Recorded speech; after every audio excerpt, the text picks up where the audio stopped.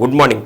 Welcome to coffee time సిప్పన్సీ. ఈరోజు coffee time సిప్పన్సీలో భాగంగా తెలుగు వార్తా దినపత్రికల్లో వచ్చినటువంటి జాతీయ, అంతర్జాతీయ, జిల్లా స్థాయి, రాష్ట్ర స్థాయి వార్తలు ఏ విధంగా ఉన్నాయో ఒకసారి మనం పరిశీలన చేసుకుందాం.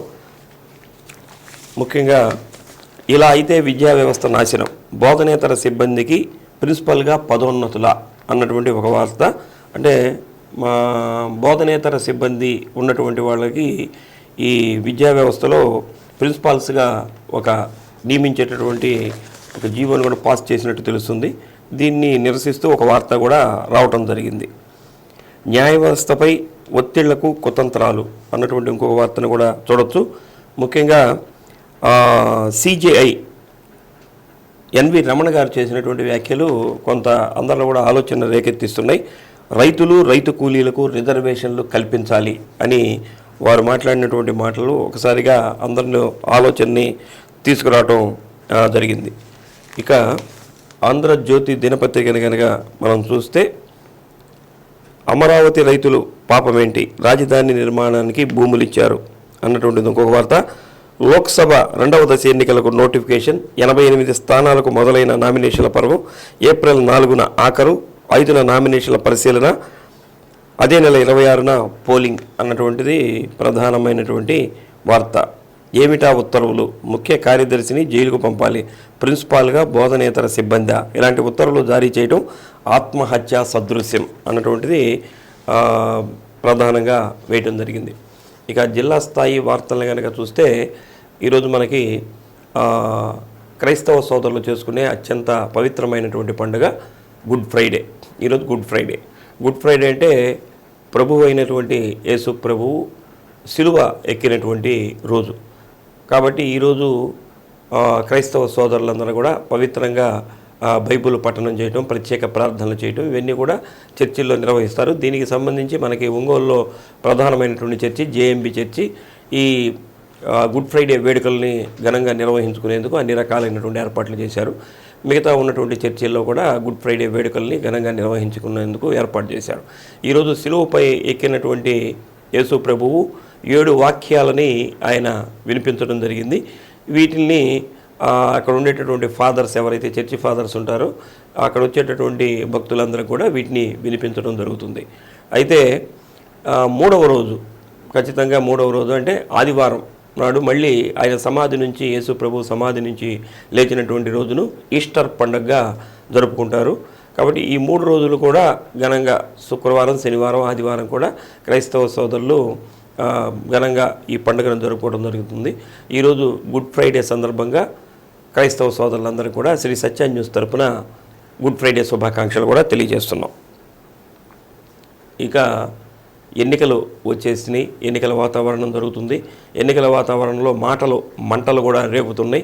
ఒక పార్టీ మీద ఇంకొక పార్టీ, ఇంకో పార్టీ మీద మరొక పార్టీ, వీళ్ళందరూ కూడా వాదోపవాదాలు, వారు చేసుకున్నటువంటి వ్యాఖ్యలు కూడా మనకి వేడెక్కిస్తున్నాయి. ఇదే తరుణంలో ఎండల తీవ్రత కూడా పెరిగింది. వాతావరణ శాఖ కూడా మనకి హెచ్చరికలు జారీ చేయడం జరిగింది. రానున్నటువంటి 5 రోజుల్లో ఎండల తీవ్రత పెరిగేటటువంటి అవకాశం ఉందని చెప్పి నిన్న మొన్న మనకి పేపర్లో కూడా వాతావరణ శాఖ ఇచ్చినటువంటి హెచ్చరికలు కూడా జరిగాయి. అయితే వారు చెప్పినటువంటి దానికి అనుగుణంగానే ఇప్పటికీ మనకు ఒంగోలులో పీసిపల్లిలో, మన ప్రకాశం జిల్లా పీసిపల్లిలో 41.62% నిన్న నమోదైంది. చాలా ప్రాంతాల్లో 40 డిగ్రీలుగా కూడా వాతావరణం పెరిగింది, ఎండల తీవ్రత పెరిగింది. అలానే మన ఒంగోలులో కూడా ఎండ తీవ్రతని మనం కూడా చూస్తూనే ఉన్నాం. ఉదయం 10 గంటలకే ఈ ఎండల తీవ్రత కూడా పెరుగుతుంది. కాబట్టి ఎవరైతే ఈ పాదచారులు, ప్రయాణం చేసేటటువంటి వాళ్ళు, ఉద్యోగస్తులు వీళ్ళందరూ ఉంటారో వీళ్ళందరూ కూడా తగు జాగ్రత్తలు తీసుకోవాలని చెప్పి ఆరోగ్య శాఖ అధికారులు కూడా సూచన చేయడం జరుగుతుంది. కాబట్టి పని లేనటువంటి వాళ్ళు ఈ ఎండల సమయంలో బయటికి రావద్దని కూడా సూచనలు చేస్తూ ఉన్నారు. కాబట్టి ఈ ఎండల నుంచి మనం బయటపడాలంటే, డీహైడ్రేషన్ రాకుండా ఉండాలంటే ఎప్పటికప్పుడు మంచినీళ్ళు తాగటం కానీ, అలానే మజ్జిగ తాగటం కానీ, డీహైడ్రేషన్ రాకుండా ఉండటానికి ఓఆర్ఎస్ ద్రవం తాగటం కానీ, ఇవన్నీ కూడా చేస్తూ ఉంటే మనకి ఎండల తీవ్రత నుంచి తప్పుకునేదానికి అవకాశం ఉంటుంది. సాధ్యమైనంత వరకు పని లేకపోతే ఎండల్లో బయటికి రాకుండా ఉండటమే శ్రేయస్కరం. నిన్న చూడండి పేపర్లో కూడా వేశారు, బోసిపోయినటువంటి రోడ్లు అన్నటువంటి ఒక వార్తను కూడా ప్రధానంగా వేయటం జరిగింది. ఇప్పుడు అందరికి కూడా లగ్జరీ ఎక్కువైపోయింది. అంటే కారు లేనటువంటి వాళ్ళు ఈరోజు చాలా తక్కువగా కనిపిస్తున్నారు. గతంలో సైకిల్ ఉంటే చాలా గొప్పగా ఉండేది, తర్వాత మోటార్ సైకిల్ ఉంటే చాలా గొప్పగా ఉండేది. ఇప్పుడు కారు లేకుండా ఎవరికి ఉండటం లేదు. అయితే కారు ప్రయాణాలు మనకి ఆనందాన్ని ఇస్తాయి, విషాదాన్ని కూడా ఇస్తాయి. కాబట్టి ఏదైనా సరే మనం ఆనందాన్ని కొనుక్కోవాలనుకున్నప్పుడు దాంట్లో విషాదం లేకుండా చూసుకోవాల్సినటువంటి అవసరం కూడా ఉంది. నిన్న అత్యంత దారుణమైనటువంటి ఒక రోడ్డు ప్రమాదం మనకి కందుకూరు ప్రాంతం దగ్గర సింగరాయకొండ ఈ ప్రాంతంలో జరగటం జరిగింది. పాపం పెళ్ళి అయినటువంటి ఒక బృందం, పెళ్లి బృందం ఏదైతే ఉందో వాళ్ళు కందుకూరు ప్రాంత వాస్తవ్యులు. తెలంగాణలో నుంచి పాల్వంచిలో వివాహం నిన్న జరిగింది. వీళ్ళు ముందు కొంతమంది కారులో వస్తున్నారు, వెనక పెళ్లి బస్సు కూడా వస్తుంది. కందుకూరుకి చేరుకునేటటువంటి ఒక అరగంటలోనే కందుకూరుకి చేరుకుంటారు. ఈ మధ్యలోనే వాళ్ళకి మృత్యువు వాళ్ళ మీదకి రావడం జరిగింది. ఈ పెళ్లి వెహికల్ ఏదైతే ఉంటుందో ఆ వెహికల్ డివైడర్ని గుద్దుకోవడంతో దాంట్లో ఉన్నటువంటి 6 ప్రయాణికులు ఉంటే 3 మహిళలు ఎవరైతే ఉన్నారో 3 కూడా స్పాట్లోనే వారు చనిపోవడం జరిగింది. పెళ్ళింట ఒక మృత్యు సంబంధించినటువంటి విషాదం ఏర్పడింది. కాబట్టి ఈ కారుల్లో ప్రయాణం చేసేటటువంటి వాళ్ళు చాలా జాగ్రత్తగా ఉండటం మంచిది. ఎందుకంటే ఈ కారు యాక్సిడెంట్కి గురైనప్పుడు 120 కిలోమీటర్ల వేగంలో ఉందని దాని మీద రికార్డ్ అయినట్లుగా కూడా ఈ వార్త ద్వారా మనకు తెలుస్తుంది. కాబట్టి ఈ వెహికల్స్ కారుల్లో బాగా అధికమైనటువంటి స్పీడ్తో వెళ్ళేదానికి అవకాశం ఉంటుంది.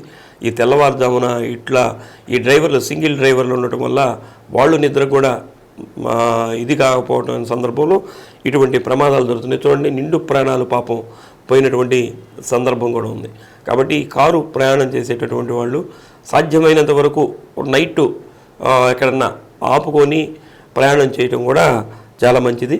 కాబట్టి దీన్ని దృష్టిలో పెట్టుకొని ఈ కారు నడిపేటటువంటి వాళ్ళు, కారులో ప్రయాణం చేసేటటువంటి వాళ్ళు ఈ ఏదైతే వేగం ఉందో దాన్ని నియంత్రించుకోవడం ద్వారా, అలానే అర్ధరాత్రి ప్రయాణాల్లో ఏదన్నా కునుకు పట్టేటటువంటి సమయంలో కాసేపు రెస్ట్ తీసుకొని వెళ్ళడం ద్వారా కూడా ఇటువంటివి మనం నివారించేదానికి అవకాశం ఉంది.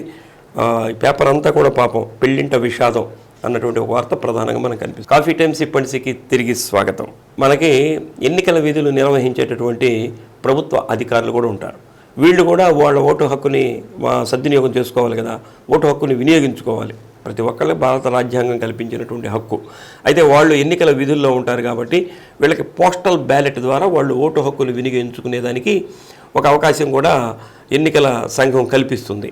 అయితే ఈ పోస్టల్ బ్యాలెట్ని ఉపయోగించుకునేటటువంటి వాళ్ళు వచ్చే నెల 22వ తేదీ లోపల వీళ్ళ పోస్టల్ బ్యాలెట్ని సంబంధిత అధికారులకు అందజేయాలని చెప్పి కూడా తెలియజేస్తున్నారు. ఇవి ఈ పోలింగ్ విధుల్లో ఉండేటటువంటి వాళ్ళు 33 శాఖల అధికారులు, దానికి సంబంధించినటువంటి సిబ్బంది ఈ ఎన్నికల విధుల్లో ఉంటారట. కాబట్టి ఎవరెవరైతే వాళ్ళు ఉంటారో వాళ్ళ అధికారులు వాళ్ళ సిబ్బందికి సూచన చేసి ఈ ఓటు హక్కుని ఫారం 12D ద్వారా వీళ్ళు పోస్టల్ వీళ్ళ ఓటు హక్కుని వినియోగించుకోవాలట. కాబట్టి వచ్చే నెల 22వ తేదీ లోపల వీళ్ళు పోస్టల్ బ్యాలెట్ ద్వారా వీళ్ళ ఓటు హక్కుని సద్వినియోగం చేసుకునేదానికి అవకాశాన్ని కూడా కల్పించారు. దీనికి సంబంధించి నిన్న కలెక్టర్ గారు ఆ 33 శాఖలు ఏదైతే ఉంటాయో ఆ అధికారులతోటి సమావేశం నిర్వహించి ఎలా ఈ ఫారం 12Dని తీసుకోవాలి, దీన్ని ఏ విధంగా దాన్ని సమర్పించాలి అని వాళ్ళ యొక్క సిబ్బందిగా అవగాహన కల్పించమని కూడా నిన్న కలెక్టర్ గారు సూచన చేయడం జరిగింది. కాబట్టి ఎన్నికల ప్రక్రియ కొనసాగుతూనే ఉన్నట్లుగా తెలుస్తుంది. భారతదేశానికి స్వాతంత్రం వచ్చి ఇన్ని సంవత్సరాలైనా సరే దర్శి లాంటి పట్టణానికి రైలు లేదు. అయితే ఇప్పుడు ఈ బీజేపీ ప్రభుత్వం వచ్చిన తర్వాత నడికుడి కాళహస్తి సంబంధించి ఒక ప్రత్యేకమైనటువంటి రైల్వే లైన్ని వేయటం జరిగింది. ఈ రైల్వే లైను వేసిన తర్వాత ఈ మధ్యలోనే దర్శికి గూడ్స్ రైలు కూడా ఆ పట్టాల మీద ప్రయాణం చేయటం, ఆ దర్శిలో ఉన్నటువంటి ప్రజలందరూ కూడా వాళ్ళ ఊరికి రైలు రావడాన్ని మొట్టమొదటిసారిగా సందర్శించేదానికి ఆ ఊరిలో ప్రజలు చాలామంది వచ్చి దాన్ని చూసినటువంటి సందర్భం. అయితే ప్రజలు ఎక్కేదానికి కూడా రైలు కావాలి కాబట్టి వాళ్ళకి పాసింజర్ రైలుని కూడా ఏర్పాటు చేశారు. ఈ దర్శికి వచ్చేటటువంటి ప్యాసింజర్ రైలుని ఈ రైలు నిన్న ట్రయల్ రన్గా దర్శి పట్టాల మీదకి రావడం జరిగింది. అక్కడ ఒక స్టేషన్ కూడా నిర్మాణం చేశారు ఆధునికమైనటువంటి వసతులతోటి. వాటిని నిన్న ఆ పాసింజర్ రైలుని చూడటానికి కూడా దర్శి ప్రాంత ప్రజలు అక్కడికి రావడం జరిగింది. నిజంగా ఈ రైలు ప్రయాణం అనేది కూడా ఒక రకమైనటువంటి ఆనందకరమైనటువంటి విషయమే. కాబట్టి దర్శి ప్రాంత వాసులకి ఇక్కడి నుంచి రైలు ప్రయాణం కూడా వచ్చేదానికి అవకాశం ఉంది. ఈరోజు తెలుగుదేశం పార్టీ ఆవిర్భావ దినోత్సవం. జనరల్గా ఏంటంటే ఎన్టీఆర్ గారి యొక్క జన్మదినోత్సవం సందర్భంగా మినీ మహానాడు ఏదో నిర్వహిస్తుంటారు. అయితే ఎన్నికలు వచ్చినటువంటి సందర్భంలో ఇప్పుడు బాగా ప్రచారాలు కూడా చేస్తున్నారు కాబట్టి, అధికార పక్షం ప్రతిపక్షాలు కూడా చేస్తున్నారు కాబట్టి, ఇప్పుడు టీడీపీ ఆవిర్భావ దినోత్సవం వచ్చింది కాబట్టి ఇది ఎన్నికల ప్రచారంలో భాగంగా దీన్ని బాగా ఉధృతంగా చేయాలనే ఉద్దేశంతో తెలుగుదేశం పార్టీ శ్రేణులు ఈరోజు 42వ ఆవిర్భావ దినోత్సవ వేడుకల్ని ఘనంగా నిర్వహించుకునేందుకు ఏర్పాట్లు కూడా చేస్తున్నారు. అన్ని నియోజకవర్గాల్లో కూడా ఇది చేసేటటువంటి ఒక వార్తను కూడా చూస్తున్నాం. దీనికి సంబంధించి నిన్న ఈ కూటమి ఏదైతే ఉందో బీజేపీ, జనసేన, టీడీపీ కూటమి సంబంధించినటువంటి ప్రధాన నాయకులు కూడా నిన్న సమావేశం నిర్వహించి ఈ జిల్లాలో ఉన్నటువంటి అన్ని నియోజకవర్గాల్లో పార్లమెంటు స్థానాల్లో కూడా వీళ్ళు ఉమ్మడిగా ప్రచార కార్యక్రమాన్ని నిర్వహించాలని కూడా ఒక తీర్మానం చేసుకున్నట్లు మనకి తెలుస్తుంది. అలానే నేటి నుంచి జూనియర్ కాలేజీలకి సెలవులు ప్రకటించారు. అంటే సమ్మర్ హాలిడేస్ని ఈరోజు నుంచే ప్రకటించారు. వీళ్ళకి మళ్ళీ జూన్ 1వ తేదీ నుంచి ఈ స్కూల్స్ కాలేజీలు తెరిచేదానికి అవకాశం ఉంది. ఈ కాలేజీలు సమ్మర్ హాలిడేస్ ఇచ్చినటువంటి సందర్భంలో ఈ జూనియర్ కాలేజీలు అంటే వాళ్ళు ఏం చేస్తారు, ఎంసెట్ కోచింగ్ అని అవని ఇవని, తర్వాత పై తరగతులకు వెళ్ళేదానికి కోచింగ్లు కూడా మళ్ళీ మధ్యలో ఇవ్వడం జరుగుతుంది. ఈ సమ్మర్ హాలిడేస్ ఉన్నటువంటి సందర్భంలో ప్రభుత్వ కానీ ప్రైవేటు కానీ కాలేజీలు ఎవరైతే జూనియర్ కాలేజీలు తెరిస్తే వాళ్ళ మీద కఠినమైనటువంటి చర్యలు తీసుకుంటామని చెప్పి inter board RIO Simon Victor గారు కూడా హెచ్చరికలు జారీ చేయడం జరిగింది. ఈ జూన్ 1వ తేదీ నుంచే మళ్ళీ కాలేజీలు తెరవాలని చెప్పి వాళ్ళు ఉత్తర్వులు కూడా జారీ చేశారు. ఎంపీ మాగుంట శ్రీనివాసులు గారు ఈరోజు ఒంగోలుకి మళ్ళీ పర్యటనకి వస్తున్నట్లు తెలుస్తుంది. అంటే ముఖ్యంగా ఈరోజు టీడీపీ ఆవిర్భావ దినోత్సవం ఉంది కాబట్టి, అంటే వారు ఈ మధ్యలోనే టీడీపీలో చేరటం జరిగింది. నిన్న మొన్నటి దాకా కూడా మాగుంట రాఘవరెడ్డి గారు ఒంగోలు ఎంపీ అభ్యర్థిగా పోటీ చేస్తారని అనుకున్నారు. ఎట్టకేలకి మళ్ళీ ఎంపీ మాగుంట శ్రీనివాసులు రెడ్డి గారినే ఒంగోలు పార్లమెంటు ఎంపీ అభ్యర్థిగా టీడీపీ నిర్ణయించినటువంటి సందర్భంలో ఈరోజు టీడీపీ ఆవిర్భావ దినోత్సవాలు జరుగుతున్నాయి.